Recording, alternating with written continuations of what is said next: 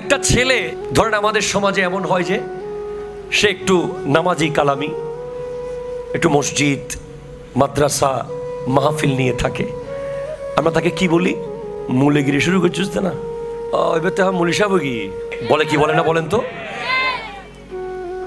আচ্ছা, একটা ছেলে লেখাপড়া শেষ করেছে, সে চাকরি পায় নাই, সেটা বাদামের দোকান দিছে, বা একটা সে আমডা বিক্রি করতেছে, সে একটু ঝালমুড়ি বিক্রি করতেই পারে।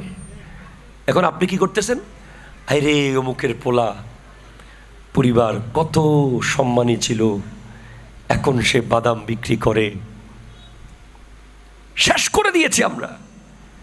এখন সে যদি ছাদে উঠে তালাবে, তখন ভয়ে কথা বলতেন না। এখন সে যখন হালাল ভাবে কিছু করতে চায়, আপনি থামিয়ে দিয়েছেন, ঠিক কিনা বলেন? সে একটা নতুন কিছু চালু করতে চায়, থামিয়ে দিয়েছেন। সে একটা ভালো কিছু করতে চায়, থামিয়ে দিয়েছেন। আর আমাদের সমাজে বাবা মাদের একটা বড় অভ্যাস হয়ে গেছে, তোকে দিয়ে হবে না। অনেক মুরব্বীরা আছে, আরে ওরে দিয়ে হবে না, আরে ওরে দিয়ে হবে না। আরে একটা খুব বাজে লাইন, কোরআন সুন্নাহ বিরোধী লাইন হচ্ছে ফল আর হামনা সিন্নি হন, ঠিক কিনা? কথা জোরে বলেন। এটা বলে বলে আমরা মানুষকে দমিয়ে ফেলি। আমি আমার জীবনে একটা ঘটনা আপনাকে বললে বুঝবেন। আমার এক ড্রাইভার ছিল বোয়ালখালী বাড়ি, সে না থাকলে আমি গাড়ি কোনোদিন শিখতে পারতাম না, ড্রাইভিং হয়তোবা। কেন? ড্রাইভাররা সবাই গাড়ি দিতে চায় না মালিককে। ও আপনি ব্যস্ত মানুষ, পারবেন না, তাড়াতাড়ি যেতে হবে, বিভিন্ন অজুহাত, দেরি হয়ে যাচ্ছে, আমাকে জোরে টানতে হবে, এইভাবে বলে বলেছে, কোনোভাবে চায় না দিয়ে দিতে। কিন্তু ওই ছেলেটা বলছে, হুজুর, সে আমার ড্রাইভার, সে আমাকে বলতেছে, হুজুর গাড়িও আমার, হুজুর আপনি টান দেন, কিছু হলে গুণাগারে আমি দিব। সে আমাকে কি বলতেছে? আপনি টান দেন, গাড়ি কিছু হলে গুণাগারে কি সে দিবে। দেখেন, তার এক কথায় আমি আসলে টান দিয়েছি। আল্লাহর মেহেরবানিতে আমি চালান শিখে ফেলেছি। আমরা একটা কথা বলতে শিখি সমাজে, তুই পারবি, ঠিক কিনা? জোরে কথা বলেন না, কথা বলেন না। তুই পারবি, তোকে দিয়ে হবে। নাত পড়বা? না না না, আল্লাহ আমি নাত পারবো, নাত পারবো না, না তুই পারবি, টান দে, টান দে বেটা, ঠিক কিনা? কথা বলেন। আজান দেব?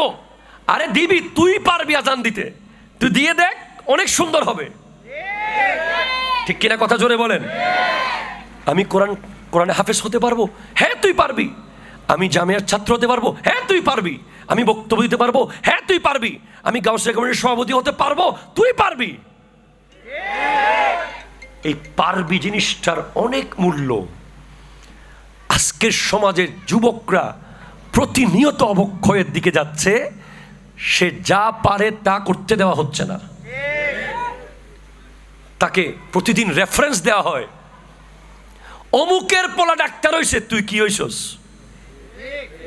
তমুকের পোলা ইঞ্জিনিয়ার হইছে, তোকে দিয়ে কিছু হচ্ছে না কেন? আরে ভাই, সবাই যদি ডাক্তার হয়, রুগী কে হবে? কথা জোরে কোন না, ঠিক কিনা? সবাই যদি ইঞ্জিনিয়ার হয়, তাহলে ঘর বানাবে কে? ঠিক কিনা? জোরে বলেন। আর আমাদের আরেকটা সমস্যা হচ্ছে স্মার্ট আনস্মার্ট। পয়সাওয়ালার পোলা যদি গরুর ব্যবসা করে, অ্যাগ্রো ফার্ম, আর গরিবের পোলাই করলে গরু বিহারি। কথা জোরে বলো, ঠিক কিনা? জোরে বলো। ছেলে কি করে? ছেলের অ্যাগ্রো ফার্ম আছে, ওরে বাপরে বাপ, তো মারাত্মক না। ছেলে কি করে? ওদের 10টা গরু আছে, আরে গরু বিহারি না, ঠিক কিনা? জোরে বলেন। এভাবে যদি আমি আপনাকে একটা একটা বুঝাই, আপনি অবাক হয়ে যাবেন। আমাদের মক্তব কি সুন্দর চলতেছে, মসজিদের মক্তব, একজন খাঁটি আশেকে রসুল আলেম পড়াচ্ছে মক্তব। এখন যখন মডেল মাদ্রাসা, মক্তবে আপনার ছেলে মেয়ে যাকবা না জাগারে, মক্তবে গেলেই কি না গেলেই কি, কিন্তু যখন নামের আগে মডেল এসে গেছে, যেতেও হবে, টাকাও বেশি, ঠিক কিনা? কথা জোরে বলেন। মডেল মাদ্রাসা, আর মক্তবে 50 টাকা দিস, 100 টাকা দিতে খবর হয়ে যাচ্ছে, কারণ নামটা মক্তব যে। আর ওখানে তো 2 তলার উপরে 3 তলার উপরে বিল্ডিংয়ের মাঝখানে খুব সুন্দর করে স্মার্ট করে মডেল মাদ্রাসা। এইভাবে করে আমরা বৈষম্য করেছি। আধুনিক হন আপনি, তবে কাউকে ছোট করে না, ঠিক কিনা জোরে বলেন। আধুনিকতার নামে আমরা একটা সমাজকে একেবারে মাটির সাথে মিশিয়ে দিচ্ছি।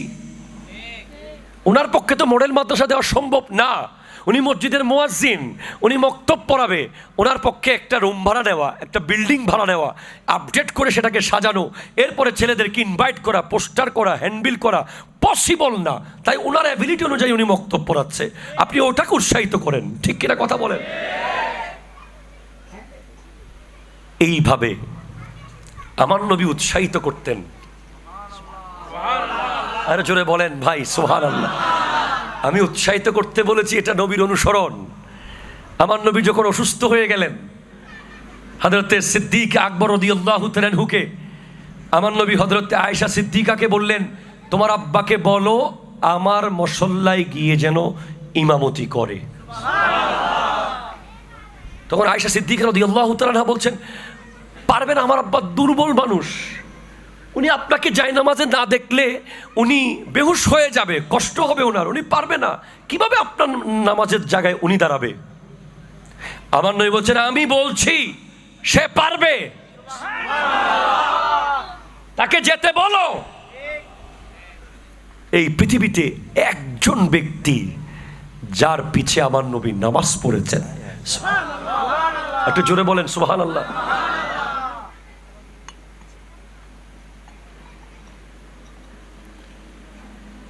এরপর হযরতে মৌলা আলী, আরো জোরে। খাইবর কি কঠিন দুর্গ, কেউ কোনোভাবেই কন্ট্রোলে আনতে পারছে না। আমার নবী রাত্রে বলতেছেন, লা উতিয়ান্না হাযিহির রাইয়া গাদান রাজুলান, আমি এই পতাকা কালকে একজনের হাতে দেব যে আল্লাহকে ভালোবাসে, আল্লাহ যাকে ভালোবাসে। সবাই ব্যাকুল হয়ে আছে যে বোধহয় আমাকে দেবে, বোধহয় আমাকে দেবে। কারণ যে পালোয়ান, যার বীরত্ব আছে, মৌলা আলী, ওনার চোখে তখন ব্যথা, চোখে কি ব্যথা, চোখের ব্যথায় উনি কাতর, উনি একদিকে বসে আছে আলাদা জায়গায় গিয়ে, এই মজলিসে উনি নাই। সবাই বলছে মনে হয় আমাকে দিবে, মনে হয় আমাকে দিবে, মনে হয় আমাকে দিবে। নবীজি বলছেন, আইনা আলী, আলী কোথায়? মৌলা আলী আসলেন, ইয়া রাসূলুল্লাহ, আমার তো চোখের যন্ত্রণায় আমি কাতরাচ্ছি। চোখে যদি ব্যথা থাকে আপনি যুদ্ধ করতে পারবেন? মেইন তো চোখ, আপনাকে চোখে দেখতে হবে। তা আমার নবী এমনভাবে চোখে হাত মুবারক মালিশ করে দিয়েছেন যে বলে যে আমি এই চোখের চেয়ে ওই চোখে আরো বেশি দেখতেছি। এখন আমরা উৎসাহিত করব, যারা গাউসিয়া কমিটির মেম্বার তাদেরকে আপনারা উৎসাহিত করবেন।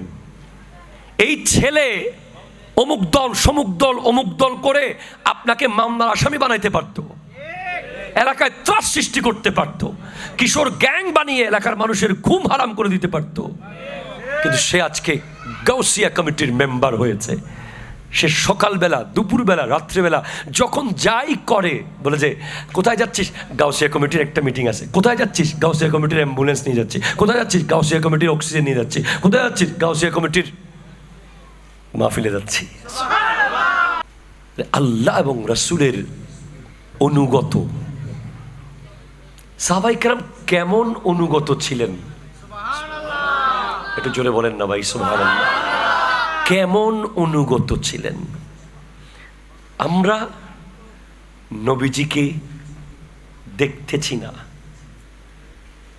সাহাবায়ে কেরাম দেখেছেন, আমরা দেখছি না। কিন্তু আমাদের ব্যাপারে নবীজি 7 গুণ করে বলে গেছেন। এটা জোরে বলেন না সুবহানাল্লাহ।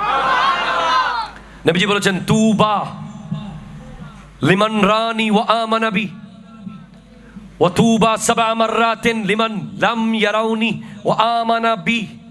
সুবহানাল্লাহ। আচ্ছা, আজকের মাহফিলটা শেষ করার পরে যদি এখানে কোনো হক্কানি ওলি আল্লাহর মাজার আছে আশেপাশে? আলী শাহ, আলী শাহ রহমতুল্লাহ যদি এলাকার মানুষের কারো স্বপ্নে এসে বলে তোদেরকে মোবারকবাদ, মাহফিল সুন্দর হয়েছে, আপনারা খুশি হবেন? জি জি জি। যদি আলী শাহ আর একটু উপরে গিয়ে শাহ বগদাদ শেখ সুলতান সৈয়দ আব্দুল কাদের জিলানী রহমতুল্লাহ আলাইহি বলেন তোদেরকে মোবারকবাদ। যদি আরো উপরে গিয়ে ইমাম জৈনুল আবেদিন বলেন, আরো উপরে গিয়ে যদি ইমামে হোসেন বলেন, আরো উপরে গিয়ে যদি মৌলা আলী বলেন, আরো উপরে গিয়ে যদি সিদ্দিক আকবর বলেন, আরে এতক্ষণ যদি বলেন যদি বলেন যদি বলেন বলছি, এখন যদি না নগদ নেন, আমার নবী বলেছেন তুবা লিমান রানি ওয়া আমানাবি ওয়া তুবা সাবা মাররাতিন লিমান লাম ইয়ারাউনি ওয়া আমানাবি। যারা আমাকে দেখে দেখে ঈমান এনেছে তাদেরকে একবার মোবারকবাদ, আর যারা আমাকে কোনোদিন দেখবে না এরপরেও আমার উপর ঈমান আনবে, কোরআন ধরে রাখবে, সুন্নাহর উপরে থাকবে, মা বাবার খিদমত করবে, কোরআন সুন্নাহর পথে থাকবে, তাদেরকে 7 বার মোবারকবাদ দিয়ে যাচ্ছে। কেন? সাহাবাদের মতো শানদাররা একবার পেল, আমরা কেন 7 বার পাবো? কারণ সাহাবাদের সামনে তো নবী ছিলেন, ওনারা তো দেখে দেখে মোহাব্বত করেছে, আর আমরা নবীজিকে দেখতেছি না, মোহাব্বত করতেছি, এর উপরে আবার 72 ফেরকার সাথে যুদ্ধ করে মোহাব্বত করতেছি। ঠিক কিনা জোরে বলেন?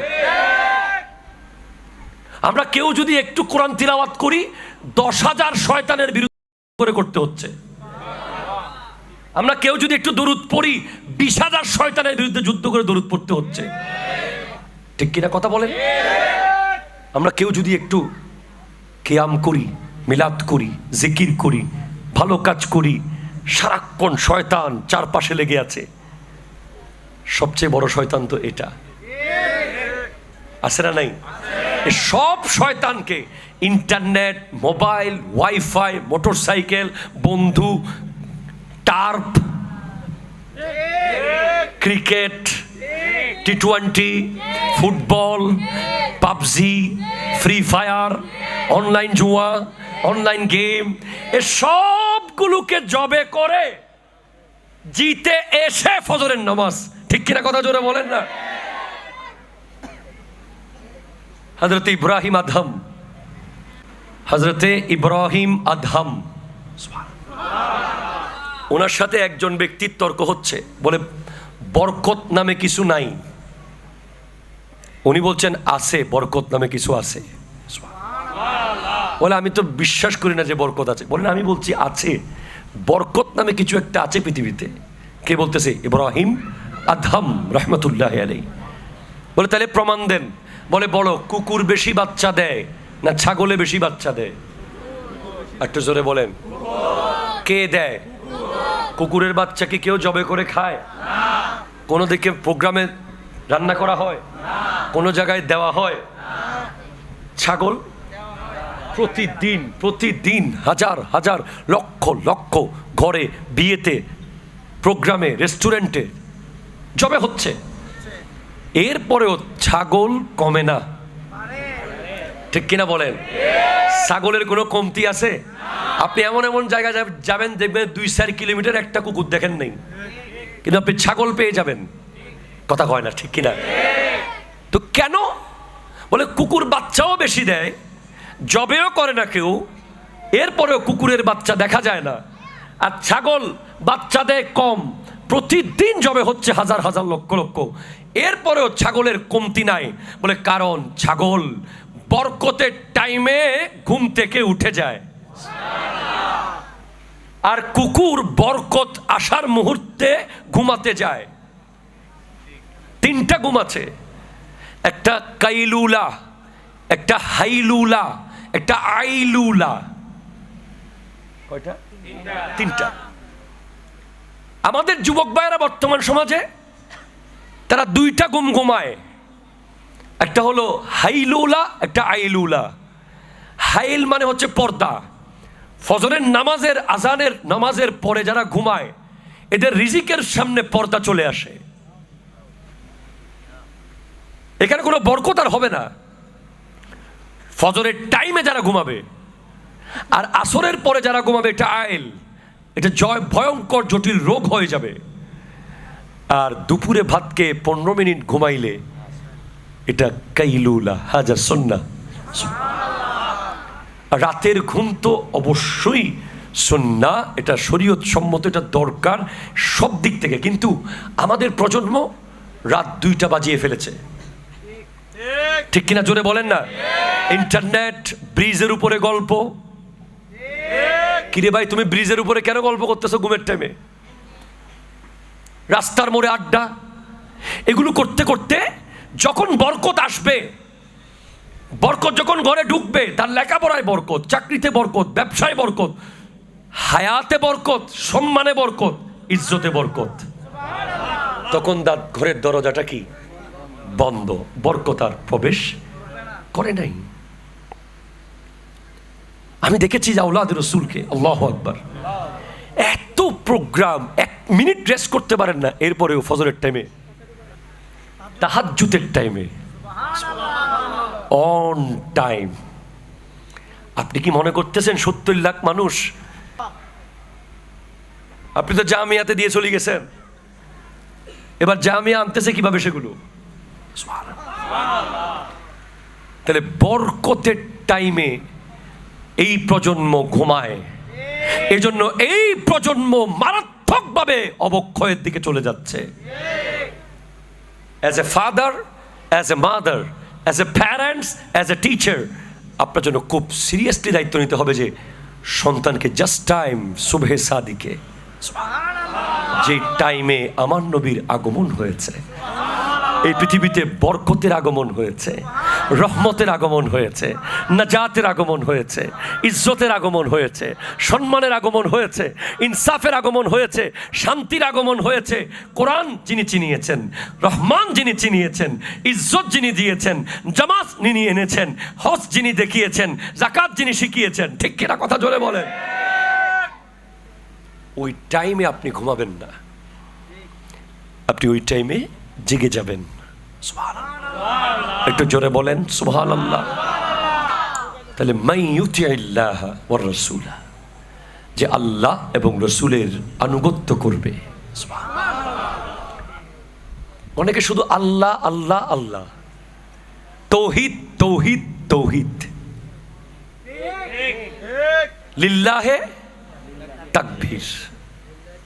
কেন রে ভাই, কেন কেন করছেন এমন? বলেন কি কারণে করছেন? আল্লাহ বলছেন মাইয়ুতিল্লাহ ওয়ার রাসূল, আর আপনি বলছেন আমি শুধু তাওহীদ করব, রিসালাত করব না। আল্লাহ বলছেন যে মাইয়ুতিল্লাহ ওয়ার রাসূল, আপনি বলছেন শুধু নারায়ে তাকবীর দেব, রিসালাত দেব না। ঠিক কিনা বলেন না? মনে রাখবেন, শুধু আল্লাহর আনুগত্য যথেষ্ট নয়, আল্লাহ এটা গ্রহণ করবে না। রাসূলের আনুগত্য যদি না থাকে, আল্লাহ গ্রহণ করবে না। মনে রাখবেন, বাপ রেগে গেলে মা এসে শান্ত করে, বস রেগে গেলে সেকেন্ড ম্যান এসে শান্ত করে, প্রিন্সিপাল রেগে গেলে ভাইস প্রিন্সিপাল এসে বোঝায়। ঠিক কিনা জোরে বলেন না? চেয়ারম্যান রেগে গেলে মেম্বার এসে বদ্দা তারা ন বুঝে দে, কথা জোরে বলে না? ঠিক কিনা? কিয়ামতের মাঠে আল্লাহ যদি রেগে যান, নবী এসে বোঝাবেন। কিন্তু নবী যদি রেগে যান, নবী যদি কাউকে থেকে মুখ ফিরান, खुदा जिसको पकड़े चुड़ा ले मोहम्मद सल्लल्लाहु अलैहि वसल्लम, नबी जिसको पकड़े चुड़ा नहीं सकता। इजন্য মাইয়ুতিল্লাহ ওয়া রাসূলা। আপনি কি মনে করেছেন এত কিছু করছেন, এত কিছু করছেন, আযাব আসতেছে না? আযাব আসতেছে না? কি করেন নাই বলেন, কি করেন নাই, কি জুলুম করেন নাই, কি অন্যায় করি নাই। আমার নবীকে নিজের বাড়ি থেকে বের করে দেওয়া হয়েছে, 1 মিনিট কোথাও দাঁড়াতে দেওয়া হয় নাই, কথা বলতে দেওয়া হয় নাই, বসতে দেওয়া হয় নাই, খাইতে দেওয়া হয় নাই। জুলুম জুলুম জুলুম করা হয়েছে। নবীজির কলিজার টুকরা সন্তানকে কারবালার মাঠে, নাতিকে জবে করে দেওয়া হয়েছে। আজকের দিন পর্যন্ত এই উম্মত সুদ, ঘুষ, জুলুম, অত্যাচার, ব্যভিচার, অন্যায়, ডাকাতি, চুরি, মাদক, এত অন্যায় করছে, এর পরেও আসমান ভেঙে পড়ে না কেন? বলে কেমনে পড়বে? মা কান আল্লাহু লিউআযিবাহুম ওয়া আনতা ফীহিম।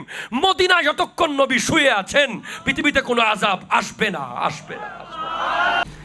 সুন্দর পুরুষের নামে কি যে আজে বাজে পুরুষ ড্রেস কোড কতগুলো পড়তেছে। লা হাওলা ওয়ালা কুওয়াতা ইল্লা বিল্লাহ। কি প্রজন্মকে কোথায় নিয়ে যাচ্ছে। এরপর আরো বাইরে হয়েছে এখন কি কি নারীদের মতো ড্রেস পরে। আমার নবী লানত দিয়েছেন তাদেরকে, যারা পুরুষ হয়ে নারীর মতো চলতে চাইবে, যারা নারী হয়ে পুরুষের মতো চলতে চাইবে, তাদের উপর লানত। হঠাৎ দেখবেন যে ওই বিমান পড়েছিল উত্তরার মাইলস্টোনে, আযাব এর চেয়ে আরো কয়েক কোটি গুণ আযাব জমে আছে এসে, কিন্তু আসতেছে না নবীর কারণে। মাহফিলের প্রধান অতিথির বক্তব্য শেষ, মোনাজাত শেষ, তবরুক দেওয়া শেষ। কালকে আর প্যান্ডেল, মাইক, সাউন্ড, ক্যামেরাম্যান, বিশেষ বক্তা, চেয়ারম্যান সাহেব পুরো খালি হয়ে যাবে। এই গোটা জগতের প্রধান অতিথি আমার নবী বানিয়ে রেখেছেন আল্লাহ। আল্লাহ জগৎ বানিয়েছেন, প্রধান অতিথি নবীকে বানিয়েছেন। গোটা জগৎটা একটা স্টেজ, একটা প্যান্ডেল, একটা মাহফিল। এই জগতের প্রধান অতিথি বানিয়েছেন নবীকে। যতক্ষণ নবীজি মদিনাতুল মুনাওয়ারায় আছেন, চাঁদ উঠবে, সূর্য হাসবে, সমুদ্রের ঢেউ চলবে, ফুল ফুটবে, পাখি কথা বলবে। আর যেদিন হাযা নাযীরুম মিনান নুযুরিল উলা আজিফাতিল আজিফা আল হাক্কাতু মাল হাক্কা আল কারিআতু মাল কারিআ সা ইয়াউমুদ্দিন, যখন নক করবে, মদিনার রওজার ভিতরে মাটির তলে একেবারে জমিন সহ আকাশে তুলে ফেলা হবে। ইসরাফিল আলাইহিস সালামকে বলা হবে, ফুঁক দিয়ে দাও, যার জন্য এতদিন সবকিছু রেখে দিয়েছিলাম তাকে তুলে ফেলেছি, বাস এবার ফুঁক দিয়ে দাও। সেই ফুঁক দেওয়ার টাইম একেবারে দুয়ারে, একদম ঘরের দরজায় এমন করছে নক, কিয়ামত, খটখটানি। আল কারিয়াতু মাল কারিয়া ওয়া মা আদরাকা মাল কারিয়া ইয়াউমা ইয়াকুনুন নাসু কাল ফারাশিল মাবসুস ওয়া তাকুনুল জিবালু কাল ইহনিল মানফুশ। পাহাড়গুলো তুলার মতো উড়বে, মানুষ তুলার মতো উঠতে থাকবে। ফাআম্মা মান সাকুলাত মাওয়াজিনুহু ফাহুয়া ফি ঈশাতির রাদিয়া। যার সওয়াবের পাল্লা ভারী হবে, সে চিরপ্রশান্তির জায়গায় চলে যাবে। ওয়া আম্মা মান খাফফাত মাওয়াজিনুহু ফাউম্মুহু হাবিয়া। সে হাবিয়াতে নিক্ষিপ্ত হবে। ওমা আদরাকা মা হিয়া, সেটা কি তুমি জানো? নারুন হামিয়া, যে ভয়ঙ্কর আগুন, যে আগুন পৃথিবীর কোন আগুনের সাথে মিলবে না, যে আগুন 3000 বছর ধরে জ্বলছে। আসো যুবক, জাস্ট স্টপ ইয়োরসেলফ। এখন দাঁড়িয়ে যাও যেখানে আছো। তুমি মাদকের রোডে আছো, এখন তওবা করে ব্যাক করো। তুমি টিজিং এর রোডে আছো, এখন তওবা করে ব্যাক করো। তুমি কিশোর গ্যাংকে আছো, এখন তওবা করে ব্যাক করো। তোমার সাথে কোনো বেগানার সম্পর্ক আছে, এখন তওবা করে ব্যাক করো। Just you turn yourself, come back to Allah. আল্লাহর দিকে চলে আসো। টাইম নাই, হয়তো কালকে ফজর তোমার জীবনের শেষ ফজর হতে পারে। Just change, change, change.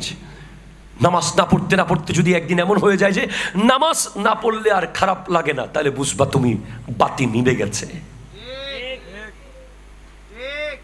নামাজ না পড়লে যদি ছটপটানি লাগে, বুঝবা বাতি এখনো মিটি মিটি করে জ্বলছে। আর যদি দেখতেছো যে নামাজ পড়ো নাই, তোমার বিন্দাস, কোনো খবর নাই, আল্লাহ তোমাকে ছেড়ে দিয়েছে। আল্লাহর যে প্রটোকল সেটা উঠে গেছে তোমার থেকে। তুমি তোমার মতো করে চলতেছো এখন, তুমি তোমার বাস। যেদিন কবরে যাবা সেদিনের কথা বলে দেওয়া হয়েছে, তোমাকে আর কেউ সোজা করবে না। আল মাউতু খায়রু মুআদ্দাবিন, তোমাকে সর্বশেষ শিক্ষা দিয়ে দেবে মত। তুমি যদি মাহফিলে না শিখো, মত তোমাকে শিখাবে। তুমি যদি মসজিদে না শিখো, মত তোমাকে শিখাবে। তুমি যদি হুজুরের কাছে না শিখো, মত তোমাকে শিখাবে। তুমি যদি বাবা মায়ের কাছে এসে না শিখো, মত তোমাকে শিখিয়ে দেবে। তোমাকে আদব শেখানো হবে, তবে সেটা যদি মৃত্যুর আগে শিখে ফেলো, মত তোমাকে আর শেখাবে না, সে তোমাকে সালাম দেবে।